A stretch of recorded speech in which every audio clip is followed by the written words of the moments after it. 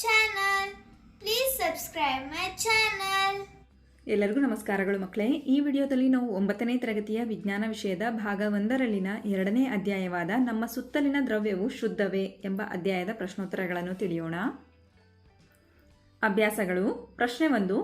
Tea ಮಾಡಲು ನೀವು ಅನುಸರಿಸುವ ಹಂತಗಳನ್ನು ಬರೆಯಿರಿ. ದ್ರಾವಣ, ದ್ರಾವಕ, ದ್ರಾವ್ಯ, ವಿಲೀನ, ಕರಗುವ, ಕರಗದ, ಶೋಧಿತ ಮತ್ತು ಶೇಷ ಪದಗಳನ್ನು ಬಳಸಿ. ಉತ್ತರ. ಹಂತ 1. ಒಂದು ಪಾತ್ರೆಯಲ್ಲಿ ನೀರನ್ನು ಅಂದರೆ ದ್ರಾವಕವನ್ನು ಕುದಿಸಬೇಕು. ಹಂತ 2. ಕುದಿಯುತ್ತಿರುವ ನೀರಿಗೆ ಸ್ವಲ್ಪ ಸಕ್ಕರೆ ಮತ್ತು ಟೀ ಪುಡಿಯನ್ನು ಹಾಕಬೇಕು. ಸಕ್ಕರೆ ದ್ರಾವ್ಯ, ಟೀ ಪುಡಿ ದ್ರಾವ್ಯ. ಹಂತ 3. ಈ ನೀರಿನಲ್ಲಿ ಸಕ್ಕರೆ ಕರಗಿ ಸಿಹಿಯಾಗುತ್ತದೆ. ಕರಗೋದು ಅಂದರೆ ವಿಲೀನಗೊಳ್ಳೋದು. ಹಂತ 4. ಟೀ ಪುಡಿ ಪಾತ್ರೆಯಲ್ಲಿ ಕುದಿಯುತ್ತಿರುತ್ತದೆ. ಹಂತ 5. ಈ ಮಿಶ್ರಣಕ್ಕೆ ಹಾಲನ್ನು ಬೆರೆಸಿ ಕುದಿಸಬೇಕು. ಹಂತ 6. ಈ ಮಿಶ್ರಣವನ್ನು ಸೋಸಿದಾಗ ಟೀ ಪುಡಿ ಸೋಸಣಿಕೆಯಲ್ಲಿ ಉಳಿದು ಟೀ ದ್ರಾವಣ ನಮಗೆ ಕುಡಿಯಲು ಸಿದ್ಧವಾಗುತ್ತದೆ.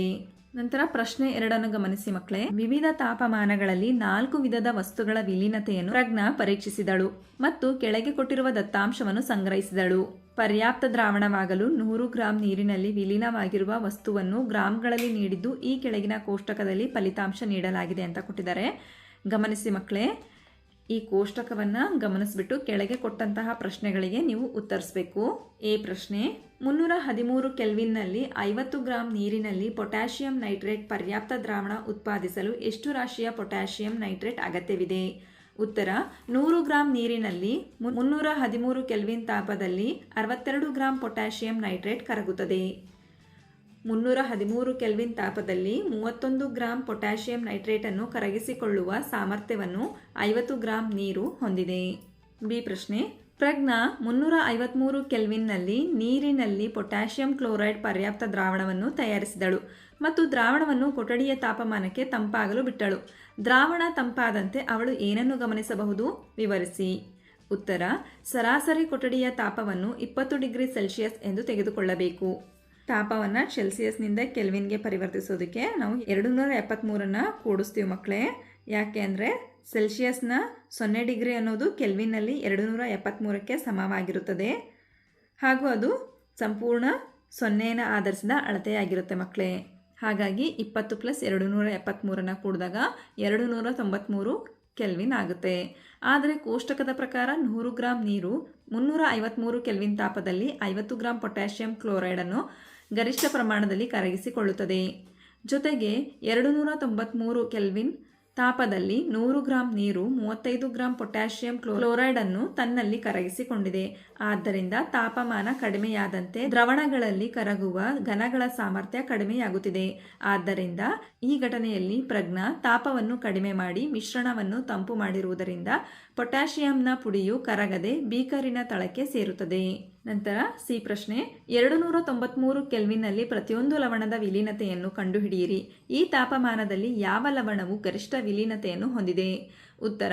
293 ಕೆಲ್ವಿನ್ ತಾಪದಲ್ಲಿ ಪೊಟ್ಯಾಷಿಯಂ ನೈಟ್ರೇಟ್ನ ವಿಲೀನತೆ 32 ಗ್ರಾಂ, ಸೋಡಿಯಂ ಕ್ಲೋರೈಡ್ನ ವಿಲೀನತೆ 36 ಗ್ರಾಂ, ಪೊಟ್ಯಾಷಿಯಂ ಕ್ಲೋರೈಡ್ನ ವಿಲೀನತೆ 35 ಗ್ರಾಂ, ಅಮೋನಿಯಂ ಕ್ಲೋರೈಡ್ನ ವಿಲೀನತೆ 24 ಗ್ರಾಂ. 293 ಕೆಲ್ವಿನ್ ತಾಪದಲ್ಲಿ ಅತಿ ಹೆಚ್ಚು ವಿಲೀನತೆ ಹೊಂದಿರುವ ಉಪ್ಪು ಸೋಡಿಯಂ ಕ್ಲೋರೈಡ್ 36 ಗ್ರಾಂ. ಪ್ರಶ್ನೆ ಡಿ. ಲವಣದ ವಿಲೀನತೆಯ ಮೇಲೆ ತಾಪಮಾನದ ಬದಲಾವಣೆಯ ಪರಿಣಾಮ ಏನು? ಉತ್ತರ. ತಾಪಮಾನ ಕಡಿಮೆಯಾದಂತೆ ಉಪ್ಪಿನ ವಿಲೀನತೆಯು ಸಹ ಕಡಿಮೆಯಾಗುತ್ತದೆ. ಹಾಗೆಯೇ ತಾಪಮಾನ ಹೆಚ್ಚಾದಂತೆ ದ್ರಾವಣಗಳಲ್ಲಿ ಉಪ್ಪಿನ ವಿಲೀನತೆಯೂ ಸಹ ಹೆಚ್ಚಾಗುತ್ತದೆ. ಪ್ರಶ್ನೆ 3. ಈ ಕೆಳಗಿನವುಗಳನ್ನು ಉದಾಹರಣೆಗಳೊಂದಿಗೆ ವಿವರಿಸಿ. ಎ. ಪರ್ಯಾಪ್ತ ದ್ರಾವಣ. ಯಾವುದೇ ನಿರ್ದಿಷ್ಟ ತಾಪಮಾನದಲ್ಲಿ ತಾನು ಕರಗಿಸಿಕೊಳ್ಳಬಹುದಾದಷ್ಟು ದ್ರಾವ್ಯವನ್ನು ಕರಗಿಸಿಕೊಂಡಿರುವ ದ್ರಾವಣಕ್ಕೆ ಪರ್ಯಾಪ್ತ ದ್ರಾವಣ ಎನ್ನುವರು. ಉದಾಹರಣೆ.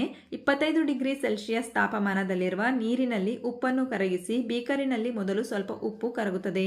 ಸ್ವಲ್ಪ ಸಮಯ ಕಳೆದಾಗ ನಾವು 25 ಡಿಗ್ರಿ ತಾಪಮಾನವನ್ನು ಉಳಿಸಿಕೊಂಡು ಹೆಚ್ಚಿನ ಉಪ್ಪನ್ನು ಸೇರಿಸಿದರೆ ಆ ಉಪ್ಪು ಕರಗುವುದಿಲ್ಲ. ಕರಗದ ಉಪ್ಪು ತಳ ಸೇರುತ್ತದೆ. ಇಂತಹ ದ್ರಾವಣವನ್ನು ಉಪ್ಪಿನ ಪರ್ಯಾಪ್ತ ದ್ರಾವಣ ಎನ್ನುವರು. ಬಿ. ಶುದ್ಧ ವಸ್ತು. ಯಾವ ವಸ್ತುಗಳು ನಿರ್ದಿಷ್ಟವಾದ ತಾಪಮಾನ ಒತ್ತಡದಲ್ಲಿ ಒಂದೇ ರುಚಿ, ಬಣ್ಣ ಹಾಗೂ ರಚನೆಯನ್ನು ಹೊಂದಿರುತ್ತವೆಯೋ ಅಂತಹ ವಸ್ತುಗಳನ್ನು ಶುದ್ಧ ವಸ್ತುಗಳು ಎನ್ನುತ್ತೇವೆ. ಉದಾಹರಣೆ. ಅಸವಿತ ನೀರು. ನಂತರ ಸಿ. ಕಲಿಲ. ಯಾವ ಕಣಗಳಲ್ಲಿ ಗಾತ್ರ ಅಥವಾ ಅಳತೆಯು 1 ನ್ಯಾನೋಮೀಟರ್ ಮತ್ತು 100 ನ್ಯಾನೋಮೀಟರ್ ಇರುತ್ತದೆಯೋ ಅಂತಹ ಕಣಗಳನ್ನು ಕಲಿಲ ಎನ್ನುತ್ತೇವೆ. ಈ ಕಣಗಳು ದ್ರಾವಕದ ಜೊತೆ ಬೆರೆತಾಗ ಅಸಮರೂಪ ಮಿಶ್ರಣದ ಕಲಿಲ ದ್ರಾವಣವು ಉಂಟಾಗುತ್ತದೆ.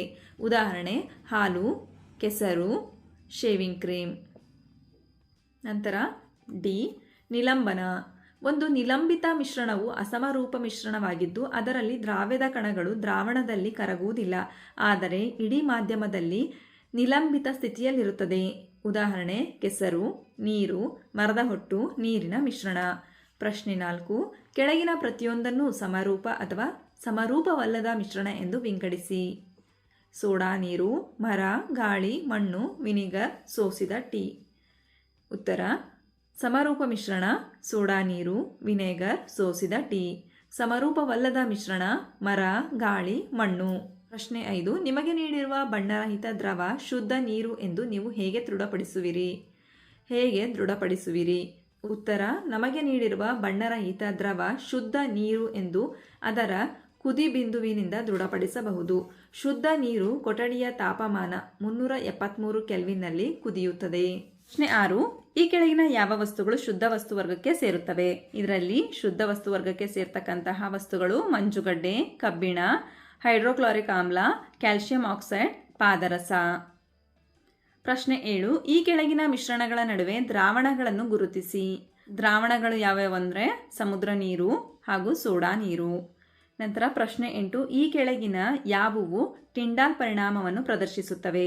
ಟಿಂಡಾಲ್ ಪರಿಣಾಮವನ್ನು ಪ್ರದರ್ಶಿಸ್ತಕ್ಕಂಥವು ಹಾಲು ಮತ್ತು ಪಿಷ್ಟದ ದ್ರಾವಣ. ಪ್ರಶ್ನೆ 9. ಕೆಳಗಿನವುಗಳನ್ನು ಧಾತುಗಳು, ಸಂಯುಕ್ತಗಳು ಮತ್ತು ಮಿಶ್ರಣಗಳೆಂದು ವರ್ಗೀಕರಿಸಿ. ಧಾತುಗಳು ಯಾವುವು ನೋಡಿ ಮಕ್ಕಳೇ? ಸೋಡಿಯಂ, ಬೆಳ್ಳಿ, ಸೀಸ, ಸಿಲಿಕಾನ್, ಕಲ್ಲಿದ್ದಲು. ಸಂಯುಕ್ತಗಳು ಕ್ಯಾಲ್ಸಿಯಂ ಕಾರ್ಬೋನೇಟ್, ಸಾಬೂನು, ಮೀಥೇನ್, ಕಾರ್ಬನ್ ಡೈಆಕ್ಸೈಡ್. ಮಿಶ್ರಣ ಸಕ್ಕರೆ ದ್ರಾವಣ, ಗಾಳಿ, ರಕ್ತ. ಪ್ರಶ್ನೆ 10. ಈ ಕೆಳಗಿನವುಗಳಲ್ಲಿ ಯಾವುವು ರಾಸಾಯನಿಕ ಬದಲಾವಣೆಗಳು? ನೋಡಿ ಮಕ್ಕಳೇ, ಇವುಗಳಲ್ಲಿ ರಾಸಾಯನಿಕ ಬದಲಾವಣೆಗಳು ಕಬ್ಬಿಣ ತುಕ್ಕು ಹಿಡಿಯುವಿಕೆ, ಆಹಾರವನ್ನು ಬೇಯಿಸುವುದು, ಆಹಾರ ಜೀರ್ಣಿಸುವಿಕೆ, ಮೇಣದ ದಹನ ಕ್ರಿಯೆ.